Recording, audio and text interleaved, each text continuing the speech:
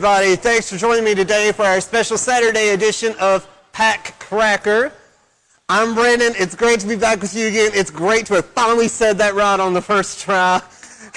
Coming to you live from trollandtoe.com. Before we get looking into this today, we're actually going to be looking at a Magic the Gathering Archenemy Nicol Bolas deck. But before we get into that, first, we want to thank everybody that's come out to visit us at Origins Game Fair this week at booth 327. Don't worry, you still got some time. Remember, booth 327, you want to come and see us there. And also, we're going to be at Grand Prix Las Vegas. So if you're definitely at Grand Prix Las Vegas, stop by and see our guys there. So, who's ready to look at some Nicol Bolas? Because I know I am. Let's get started.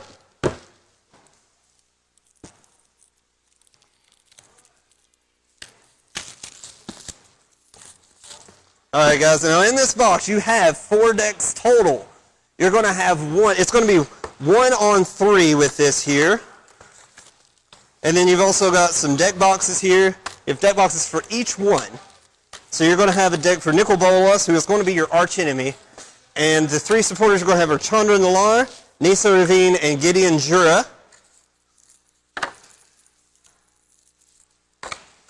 And then you're also going to get 20 brand new scheme cards. All of these Planeswalkers are going to have a brand new artwork. And if I can get some of these cards out of here. Alrighty. Let me go ahead and get this out of my way. Alright guys, and then like I said, you're going to get 1, 2, 3, 4 decks, 20 scheme cards. And you get 10 double-sided tokens with this too, as well as a life counter, and like I said, deck boxes for all of your people. So, we'll put these in here, that way I don't lose track of what we've got going on. And then we're going to be looking at the Nicol Bolas deck today. So I hope you guys are excited about this as I am. Let's get the rest of the stuff out of my way here. Alright, so without further ado, let's get this bad boy open. Alright guys, now, the first card you're going to have in this deck is going to be your Planeswalker, which in this case is going to be Nicol Bolas.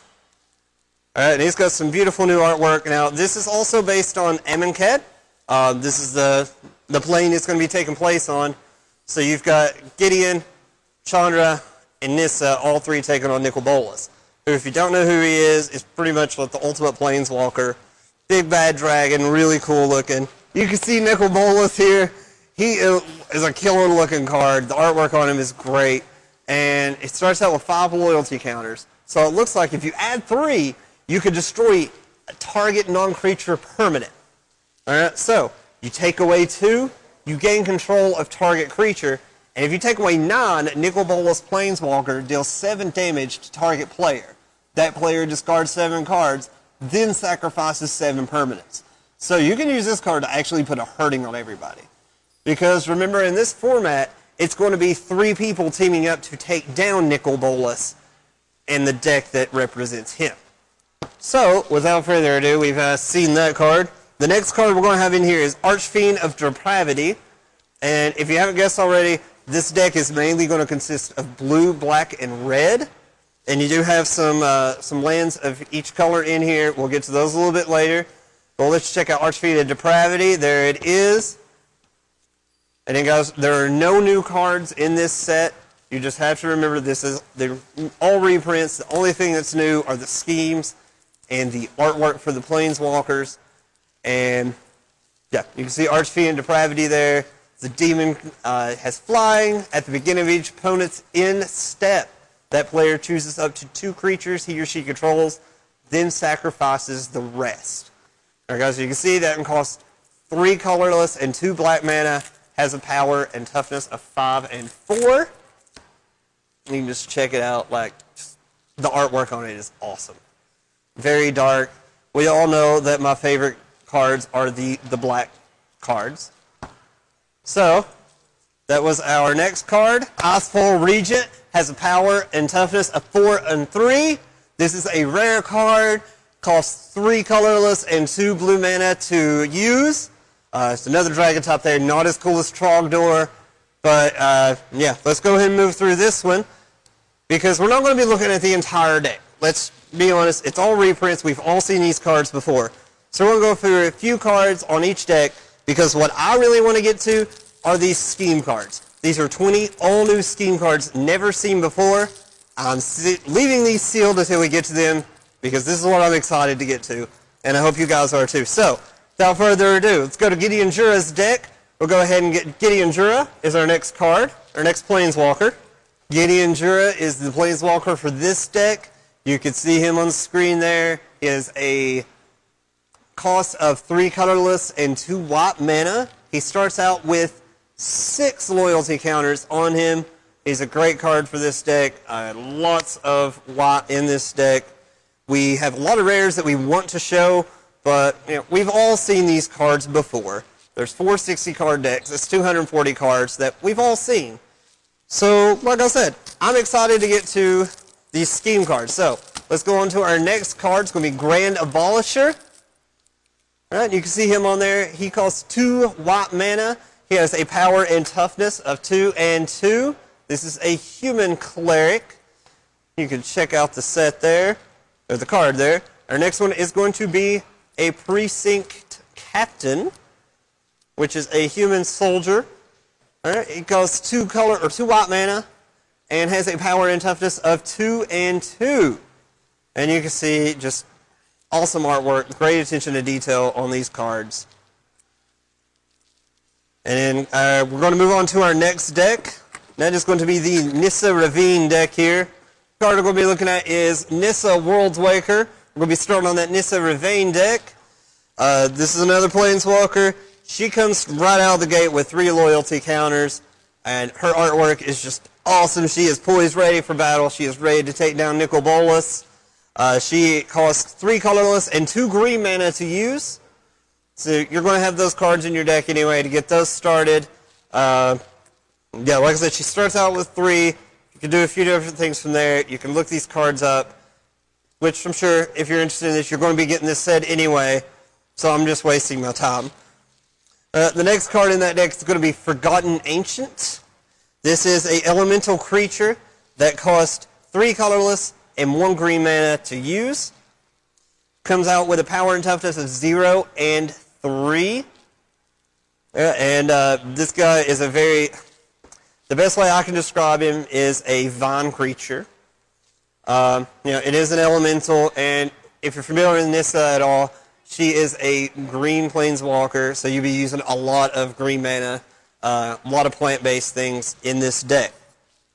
Okay, and the next card in that one's going to be Scoop Mob, and this is a insect. Now, with this card, I've always had issues with this card. Just because, the word mob scares me with that. Because, it is an insect, and there's going to be a lot of them. This is going to cost 1 green mana to cast. It comes with power and toughness of 1 and 1. And, yeah, that's all I've got for Scoop Mob. That's literally... at the beginning of your turn, at the beginning of your upkeep, if you control 5 or more lands, put 4 +1/+1 counters on Scoop Mob. So, if you have 5 or more lands under your control, you can add some power and toughness to these guys. So, at that point, get up to 4, you can get 5 and 5 total. So, it makes it a little bit more powerful of a card. Alright guys, we still got one more deck that we're going to look at the first couple of cards from, and that is the Chandra Nalaar deck. Alright, and the first card in that was going to be Chandra Pyromaster. Okay. She is a planeswalker. We all know her. We all love her and her flaming hair.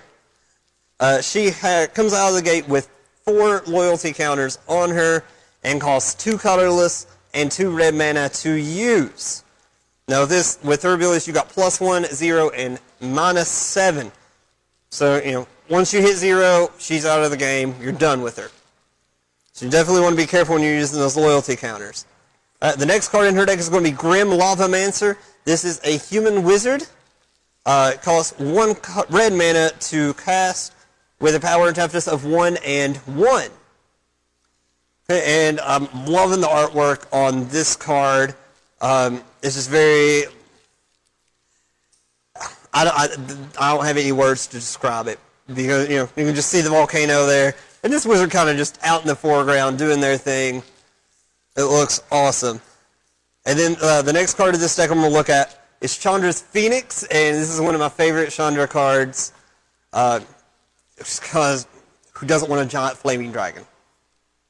I mean, I know it's not a dragon, but in the artwork, it kind of does look like a dragon.